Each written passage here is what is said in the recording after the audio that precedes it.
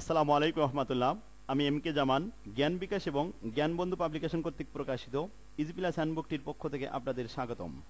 আজকের টিটেলের বিষয় portfolio management দ্বিতীয় পর্ব। শিক্ষার্থীগণ, প্রথম ক্লাসে আমরা এ অধ্যায়ের 6টি ফরম্যাট এবং 6টি ফরম্যাটের সূত্রগুলি এক নজরে ভালোভাবে শিখে নিয়েছি। আজকের ক্লাসে আমরা এ অধ্যায়ের ফরম্যাট অনুযায়ী গাণিতিক সমস্যাগুলো ভালোভাবে শিখে নেব। শিক্ষার্থীগণ, অনার্স ফোর্থ ইয়ার ইনভেস্টমেন্ট ম্যানেজমেন্টের সিলেবাসে দেওয়া হয়েছে 8টি অধ্যায়। 8টি অধ্যায়ের মধ্যে 7টি অধ্যায়ে অঙ্ক দেওয়া হয়েছে। যেমন 2 নম্বর অধ্যায় 3, 4, 5, 6, 7 এবং 8 এই অধ্যায়গুলিতে অঙ্ক আছে। প্রত্যেকটি অধ্যায়ের অঙ্ক ফরম্যাট আকারে আমি ভালোভাবে সাজিয়ে দিয়েছি এবং ইউটিউবে ক্লাসগুলো দিয়েছি। আপনারা ইউটিউবে এম কে জামান স্যার নামে লিখে মেন চ্যানেলে এসে প্লে লিস্টে ঢুকবেন। প্লে লিস্টে যেয়ে দেখবেন ইনভেস্টমেন্ট ম্যানেজমেন্ট লেখা আছে। ইনভেস্টমেন্ট ম্যানেজমেন্টের সমস্ত ক্লাসগুলো একত্রে সাজানো আছে। এবার আসি আমরা আজকের ক্লাসে গাণিতিক সমস্যাগুলো দেখে আসি। 1 নম্বর format expected rate of return. এটি গাণিতিক সমস্যাগুলো সূত্র অনুযায়ী সাজানো হয়েছে। প্রথমে এক্সপেক্টেড রেট অফ রিটার্নের 3টি সূত্র দেওয়া হয়েছে। 1 নম্বর প্রবলেম বলা হয়েছে return of two security for last 5 years are given below as follow. নিচে দেওয়া হলো বিগত 5 বছরের ইনফরমেশন। এখানে স্টক দেওয়া আছে স্টক এ এবং স্টক বি। 5টি বছরের রিটার্নের পরিমাণ দেওয়া হয়েছে। যেমন এতে প্রথম বছরে 8%, 3%, 16%, আবার -2% ও +10%। বিতে 4%, 5%, 10%, -2% এবং 8%। রিকোয়ারমেন্টে চাওয়া হয়েছে calculate expected rate of return ER। আমরা এক্সপেক্টেড রেট অফ রিটার্নের 3টি সূত্র শিখেছি। যেহেতু এখানে বছরের সংখ্যা দেওয়া আছে এবং প্রবাবিলিটি দেওয়া নাই বা ওয়েটও দেওয়া নাই, সেহেতু আমাদের সূত্রটি হবে expected rate of return ER সমান summation R divided by N। অর্থাৎ উপরে রিটার্নের সংখ্যাগুলি যোগ করে এবং নাম্বার অফ রিটার্ন দ্বারা ভাগ করতে হবে। অর্থাৎ নাম্বার অফ ইয়ার হচ্ছে এখানে 5 বছর দেওয়া আছে। তাহলে প্রথমে আমরা সূত্রে মানগুলি প্রথমে লিখলাম R1, R2, R3, R4 এবং R5 ডিভাইডেড বাই 5। অর্থাৎ 5টি বছরের মান দেওয়া আছে। 5টি বছরের মান উপরে যোগ করে পেয়েছি আমরা 35, আর নিচে 5 দেওয়া আছে। 35কে 5 দ্বারা ভাগ করলে 5 7 35, অর্থাৎ এভারেজ মান হলো এখানে 7%। এটি অ্যান্সার। শিক্ষার্থীগণ, স্টক বিতে দেওয়া হয়েছে 5টি মান। এই 5টি মান আমরা বসিয়ে পাই রিটার্ন 1, 2, 3, 4, 5। প্রথমটি ছিল 4%, 5%, 10% এবং -2% ও 8%। এখানে 4টি মান যোগ হবে এবং -2% সেখান থেকে বিয়োগ করে যে ফলাফল হয় সেটি হলো 25। আর নিচেই 5 আছে, 5 দ্বারা 25কে ভাগ করলে 5 5 25, এখানে 5%। এটি হলো স্টক অফ বির এভারেজ রেট অফ রিটার্ন অর্থাৎ এক্সপেক্টেড রেট অফ রিটার্ন। এবার আসি 2 নম্বর problem. Stock X and stock Y have the following probability distribution of expected future return। ভবিষ্যতের এখানে সম্ভাবনা দেওয়া রয়েছে প্রবাবিলিটি এক্সপেক্টেড। এখানে স্টক এক্স এর মান দেওয়া আছে -10%, +2%, তাহলে 12%, 20 এবং 38%। স্টক ওয়াইতে এরকম -35%, 0%, 20, 25 এবং 45%। প্রশ্নপত্রে প্রবাবিলিটি সাপ্লাই দেওয়া হয়েছে এবং এক্সপেক্টেড রেট অফ রিটার্ন প্রত্যেকটা স্টকের আলাদা আলাদা করে দেওয়া আছে। প্রশ্নে চাওয়া হচ্ছে an investor seek your opinion as to which stock he should invest his money in।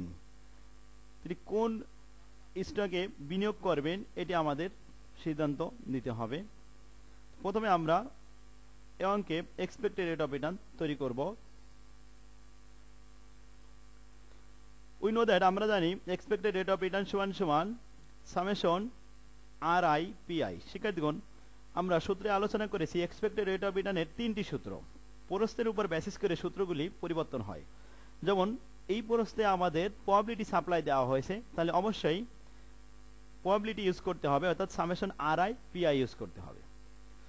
1 নম্বর প্রবলেমে আমাদের এখানে কোনো প্রবাবিলিটি দেওয়া ছিল না, নাম্বার অফ ইয়ার দেওয়া ছিল 5 বছর, এই জন্য আমরা নাম্বার অফ ইয়ার দ্বারা ভাগ করে এভারেজ মান বের করেছিলাম।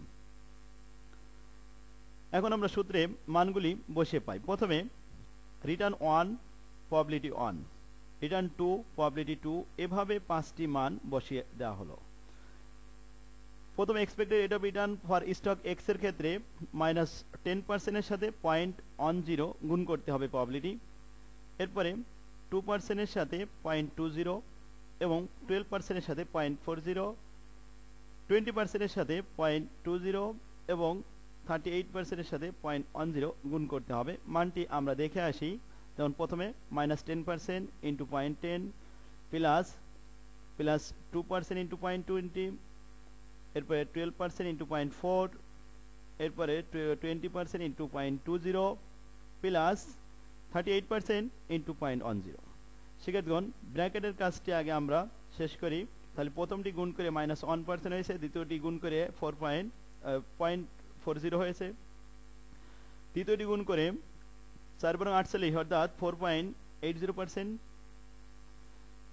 তারপরে চতুর্থটা গুণ করে পাওয়া গেছে 2 দুগুণে 4% এবং 38 এর সাথে 0.10 গুণ করলে হয় 3.80%। এগুলি এবার যোগ করে আমরা ফলাফল পেয়েছি 12%। এই 12%ই হলো এক্সপেক্টেড রেট অফ রিটার্নের মান for stock X. For stock Y same ভাবে আমরা মান বসিয়েছি, R1 P1, R2 P2, ব্র্যাকেটের ভিতরে R3 P3 plus R4 P4 plus R5 P5। মানগুলি আমরা বক্সের থেকে নিয়ে আসি। প্রথমে স্টক ওয়াই এর মান হলো 35%, এর সাথে প্রবাবিলিটি 0.10, এটা গুণ করতে হবে। 35 এর সাথে -0.35% এর সাথে 0.10 গুণ করেছি, প্লাস এরপরে 0% into 0.20, 20% into 0.40, 25% into 0.20, 45% into 0.10। Calculation করে আমরা পেয়েছি প্রথম অংশে -3.50%, এরপর 0%, 8%, 5%, 4.5%। যোগ করে সেখান থেকে 3.50 মাইনাস করে পেয়েছি 14%, এটা 14%, এটাই হলো এক্সপেক্টেড রেট অফ রিটার্ন। এখন দেখা যাচ্ছে যে স্টক এক্স এর এক্সপেক্টেড রেট অফ রিটার্ন হয়েছে 12% আর ওয়াইতে এক্সপেক্টেড রেট অফ রিটার্ন হয়েছে 14%। এক্সপেক্টেড রেট অফ রিটার্ন যেখানে বড় সেটি আমাদের ইনভেস্ট করা ভালো, অর্থাৎ ওয়াই প্রজেক্টটি আমাদের এখানে তুলনামূলক ভালো। তো আমরা কমেন্ট করতে পারি যে stock Y should invest his money because their expected rate of return is higher than stock Y, than stock X, X এর থেকে Y এর রেট অফ রিটার্ন বড়, সুতরাং সেখানে বিনিয়োগ করা ভালো। 3 নম্বর প্রবলেম, প্রশ্নটি দেওয়া হয়েছে 4 security have the following expected return. 4টি সিকিউরিটি এক্সপেক্টেড প্রত্যাশিত রিটার্ন দেওয়া হয়েছে। এর মান 12%, বির মান 20% এবং সির মান 15% ও ডির মান 10%। এটি 4টি সিকিউরিটির এক্সপেক্টেড ভ্যালু দেওয়া হলো সাপ্লাই। আমাদের জিজ্ঞাসা করা হয়েছে calculate the expected return for a portfolio consisting of all 4 security under the following condition. কন্ডিশনগুলো প্রথম বলা হচ্ছে যে the portfolio weight are equal. 4টি সিকিউরিটিতে পোর্টফোলিও ওয়েট যদি সমান হয় তাহলে এক্সপেক্টেড রেট অফ রিটার্ন কত। শিক্ষার্থীগণ, আমরা পূর্বেই শিখেছি এক্সপেক্টেড রেট অফ রিটার্নের 3টি সূত্র। যখন পোর্টফোলিও দেওয়া থাকে তখন একটি সূত্র ইউজ করতে হয়, যখন প্রবাবিলিটি দেওয়া থাকে তখন আরেকটি সূত্র ইউজ করতে হয় এবং নাম্বার অফ ইয়ার দেওয়া থাকলে 3 নম্বর সূত্রটি ইউজ করতে হয়। যেহেতু এই প্রশ্নটি পোর্টফোলিও দেওয়া আছে, ওয়েট দেওয়া আছে, তাহলে ওয়েট ইউজ করতে হবে। সূত্রটি হবে summation R I W I, অর্থাৎ এখানে ডব্লিউ ওয়েট দেওয়া আছে 4টি, তাহলে সিকিউরিটি দেওয়া আছে 4টি, A B C D. Return A weight of A, return B weight of B, return C weight of C এবং return D weight of D. 4টি সিকিউরিটি ওয়েট বলা হচ্ছে প্রথম রিকোয়ারমেন্টে পোর্টফোলিও ওয়েট আর ইকুয়াল সমান হবে।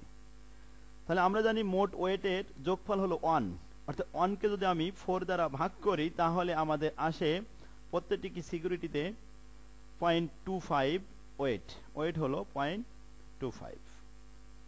শিক্ষার্থীগণ তাহলে আমরা এখানে গুণ করলাম, প্রথমে মানটি বসে এর এক্সপেক্টেড রিটার্ন হলো 12%, তার সাথে 0.25, 20% তার সাথে 0.25, 15% তার সাথে আবার 0.25, 10%-এর সাথে 0.25, প্রত্যেকটির ওয়েট সমান ব্র্যাকেট দিয়ে আলাদা আলাদাভাবে রাখা হয়েছে। ব্র্যাকেটের কাজটি প্রথমে করলাম, তাহলে 12%-এর সাথে 0.25 গুণ করলে আসে 3%, 20%-এর সাথে 0.25 গুণ করলে আসে 5%, তৃতীয় সিকিউরিটি সি এখানে 15%-এর সাথে 0.25 গুণ করলে আসে 3.75%, এবং 10%-এর সাথে 0.25 গুণ করলে আসে 2.50%। এগুলি এবার যোগ করে পাই 14.25%। এটি হলো expected rate of return, portfolio expected rate of return. এবার আসি 2 নম্বর সিচুয়েশন, বলা হচ্ছে the portfolio weight are 10% in A, full stop দেওয়া হয়েছে। অর্থাৎ যদি পোর্টফোলিও ওয়েট শুধুমাত্র এর জন্য 10% হয়, শিক্ষার্থীগণ মোট ওয়েট হলো 100%, সেখান থেকে 10% যদি এর জন্য বরাদ্দ হয়, বাকি তিনটি সিকিউরিটির জন্য 90% থেকে যায়।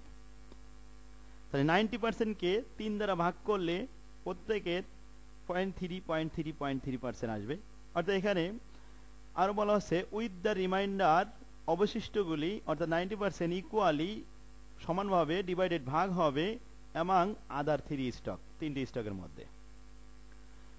তাহলে আমরা হিয়ারে এটি দেখাতে পারি যে ওয়েট অফ এ প্রথমে 10%, বাকি ওয়েট তিনটি এ বি সির জন্য 0.9 কে 3 দ্বারা ভাগ করলে 0.30, 0.30, 0.30, তিনটি স্টকের জন্য 0.30 ইউজ হবে। এবার আসি আমরা সূত্রে, প্রথম সূত্রটি বসাই, return of A weight of A, return of B weight of B, return of C weight of C, return of D weight of D.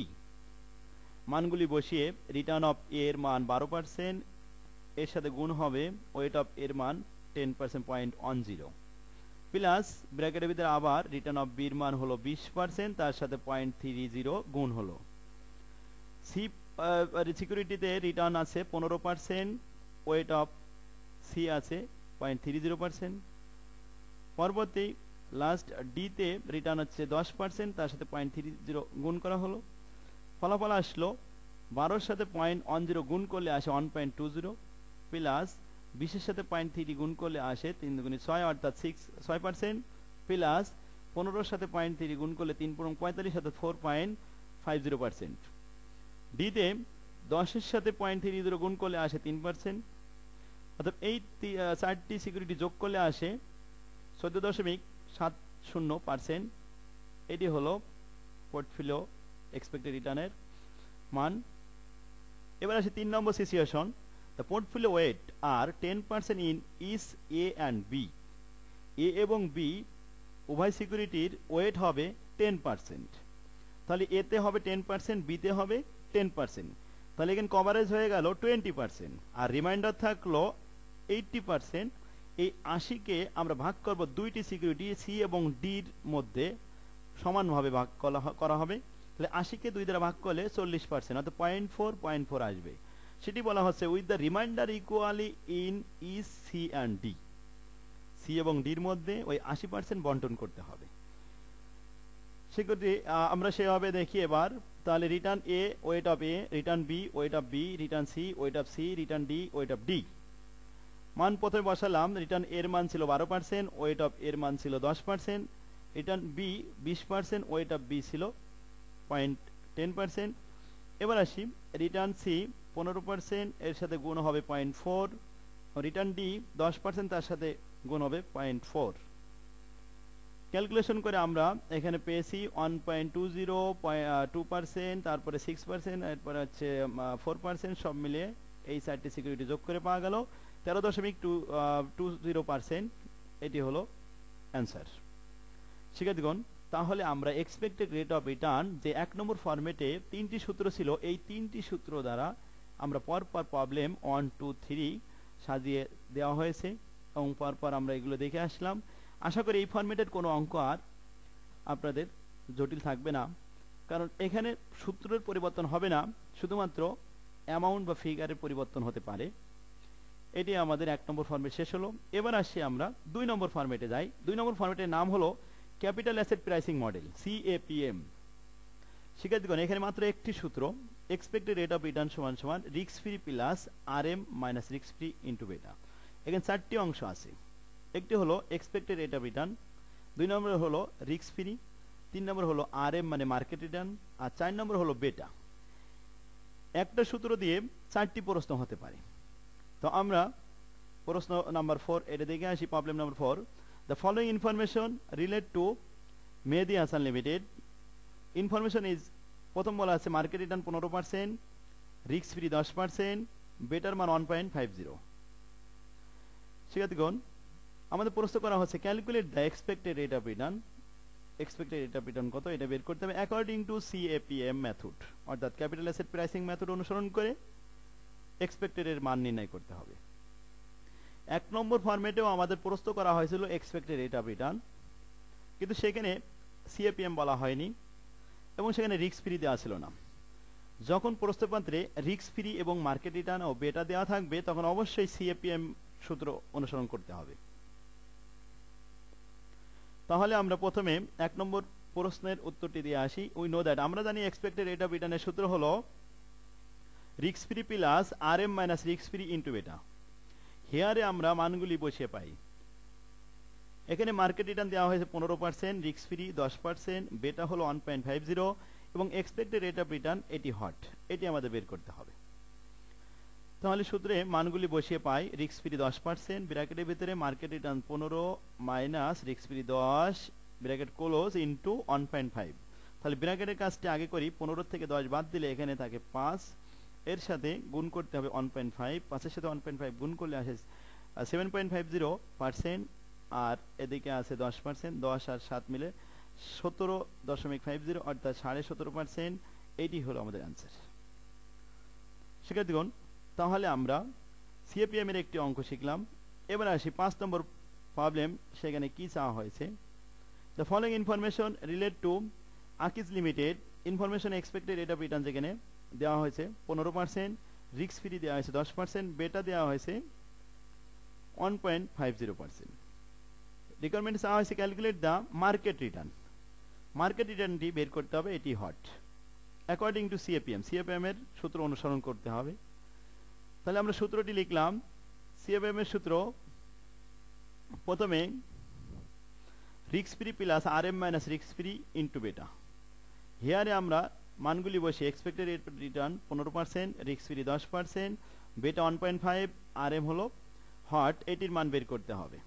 তাহলে এক্সপেক্টেড এর মান দেওয়া আছে, এটি বসালাম, সমান সমান রিস্ক ফ্রি বসালাম, প্লাস RM এর মান দেওয়া নাই, এটি আমরা হট রেখে দিলাম, রিস্ক ফ্রি 10 বসালাম, ব্র্যাকেটের বাইরে ইন্টু 1.50 বসিয়ে ক্যালকুলেশন করলাম। ক্যালকুলেশন করে আমরা এখানে পেয়ে গেছি RM এর মান হলো 13.33%, 13.33%। এটি হলো মার্কেট রিটার্ন।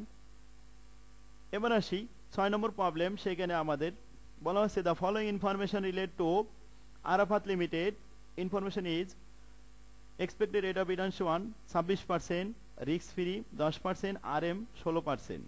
ক্যালকুলেট দ্য বেটা। এখানে বেটা প্রস্তুত করা হয়েছে, বেটার মান দেখাতে হবে অ্যাকর্ডিং টু CAPM। ওই CAPM এর একই সূত্র অনুসরণ করতে হবে। তাহলে CAPM এর সূত্র আমরা জানি, এক্সপেক্টেড রেট অফ রিটার্নের সূত্র হলো risk free plus RM minus risk free into বেটা। হেয়ারে আমাদের মানগুলি বসানো হলো, expected rate of return 26%, risk free 10% এবং RM হলো 16%।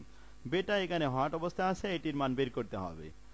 তো আমরা 26% এক্সপেক্টেড এর মান বসালাম, 10% রিস্ক ফ্রি, RM এর মান 16% এবং রিস্ক ফ্রি 10% ইন্টু বেটা। বেটার মান দেওয়া নাই, এটি বসিয়ে রাখা হলো। ক্যালকুলেশন করে আমাদের বেটার মান বের হলো 2.67%, 67, এটি পার্সেন্ট নয়। তাহলে আমরা 6 নম্বর প্রবলেমের অ্যান্সারটি দিয়ে আসলাম। এবার আসি 7 নম্বর problem. The following information relate to Arafat limited. Information expected rate of return 20%, beta যেখানে 1.50, RM 16% এবং রিস্ক ফ্রি হট। এবার প্রস্তুত করা হলো risk free according to CAPM। সূত্রটি বসিয়ে আমরা প্রথমে আবার পড়ি সূত্রটি, এক্সপেক্টেড রেট অফ রিটার্ন সমান সমান রিস্ক ফ্রি প্লাস ব্র্যাকেটের ভিতরে RM minus risk free into বেটা। হিয়ারে আমরা তিনটি মান বসিয়ে 4 নম্বরটি হট অর্থাৎ রিস্ক ফ্রি এখানে হট অবস্থায় আছে। এবার সূত্রে মানগুলি বসিয়ে ক্যালকুলেশন করে রিস্ক ফ্রি পেয়েছি 8%, এটি অ্যান্সার। শিক্ষার্থীগণ, আমরা প্রথমেই বলেছি যে সিএপিএম এর সূত্রে 4টি অংশ আছে, যে কোনো 3টি মান দেওয়া থাকবে, আর যে মানটি দেওয়া থাকবে না সেই চতুর্থ মানটি বের করতে হবে। আমরা পর্যায়ক্রমে এখানে 4 নম্বর প্রবলেম এখান থেকে আমরা বের করেছি এক্সপেক্টেড রেট অফ রিটার্নের মান, 5 নম্বরে আমরা বের করেছি RM এর মান, এবং 6 নম্বরে বের করেছি বেটা, আর 7 নম্বরে বের করেছি আমরা এখানে রিস্ক ফ্রি। অর্থাৎ পর্যায়ক্রমে আমি 4টি মানই বের করে দেখালাম একটা সূত্র দিয়ে। ইজি প্লাস হ্যান্ডবুকটিতে প্রত্যেকটি সূত্র অনুযায়ী আমি অঙ্ক সাজিয়ে দিয়েছি। হ্যান্ডনোটটি কাছে রাখলে আপনাদের অঙ্ক বুঝতে সহজ হবে। এবার আসি আমরা 3 নম্বর ফরম্যাট। আজকে আমাদের ক্লাসের প্রায় শেষ পর্যায়ে চলে এসেছি শিক্ষার্থীগণ। আগামী ক্লাসে আমরা 3 নম্বর ফরম্যাট, 4 নম্বর ফরম্যাট এবং বাকিগুলো গাণিতিক সমস্যা সমাধান করব। আজকে আমাদের ক্লাস এখানেই শেষ হলো। আসসালামু আলাইকুম।